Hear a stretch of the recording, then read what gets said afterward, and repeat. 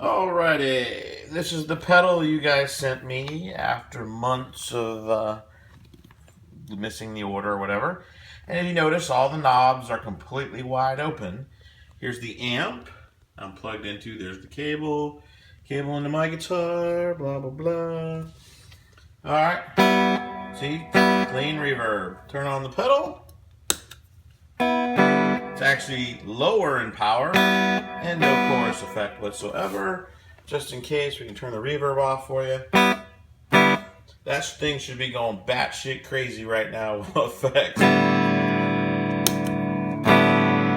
Even change the channel.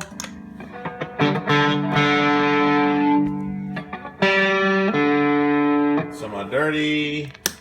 Nothing. Just still my channel. See? No whatsoever chorus effect. Once again, the knobs are wide open.